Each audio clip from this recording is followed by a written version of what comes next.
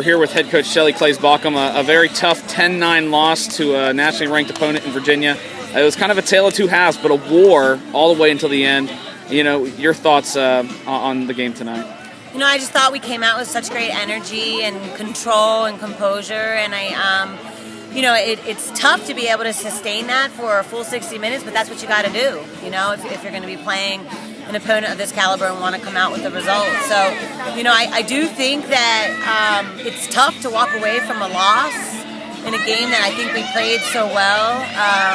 There's a lot of great things that we can take from this game, you know, where we showed really good control on the ball in the first half. You know, I thought our mental resilience in the second half was really strong. You know, I thought the officiating was a little bit challenging tonight. And I thought our girls did a great job of keeping their heads and not letting that, change their mentality. And we just didn't adjust on our shots enough in the last 5 shots that we got to be able to finish when we were, you know, continuing to get 8 meters. I was happy to see that Ellie Harmeyer came out with a great second half. That's something that we've been searching for as a goalie that can show some control and be the backbone to this team. Draw controls were dominated by JMU in the first half, and that really set the tone really for the whole half. What did Virginia do? Because, it had to be just little things that Virginia did better than JMU after kind of a lopsided first half. It kind of turned away in the second half. Yeah, I mean, you know, aggregate over the game, I think they only got 1 more than us, but in the second half, they did dominate. We were 8-2 in the first half. I think they were 7-3 in the second half. I just thought that they had more explosion coming off of the restraining line. And we had our stick on the ball and just didn't keep the focus to be able to hold possession. That's just unlucky, but it's also a toughness thing. We were able to finish the play in the first half, and we just weren't able to in the second half. And probably 5 or 6 times JMU had their stick on the ball and just cradled it out. So that's on us to be able to find another level of composure to be able to finish that play. You know, a statistic that was really telling from the first half was the free position goals. JMU was getting it done on those 8-meter shots. Second half, there was a string of 3 straight in about a minute where JMU either hit it off the pipe or was saved. What was different about the attempts in the second half from your standpoint that, you know, might be the difference in the scoring margin? Well, I just don't think that our attack adjusted on their shots enough. I mean, everyone was making the same shot. I think their goalie made, 3 or 4 kick saves in those shots that you're talking about.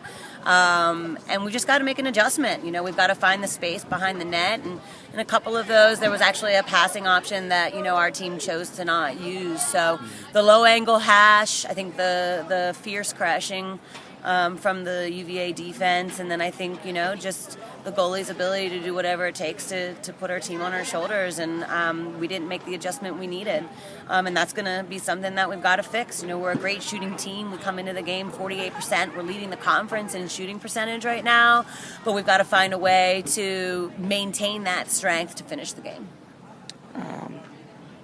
Team never gave up. Even when they got down a couple times, they were able to get the equalizer. And then it just came down to UVA got the last draw control, was able to run out the clock. What does that say? Because it'd be really easy for a team just to kind of walk away and, let the game get away from them. But JMU didn't let that happen despite UVA taking the lead in the second half. I just think it shows our work rate. We're a team that has very high expectations. We don't care who we're playing. It could be UVA. It could be William & Mary, our first CAA opponent. We don't care. We're here to play. We're here to prove that we deserve to be, a reputable program. And, I just think that mentality is something that we've been searching for this year. So I was really pleased to see that our team was able to show resilience, and now we just got to be able to take it up 1 more notch to be able to finish the game. You close the non-conference season on Saturday against number 1 Maryland. How do you get your team just to kind of brush this one off and, you pretty much go into Saturday with just a clear mind and clear focus heading up to College Park? Well, luckily for us, this is just what you do.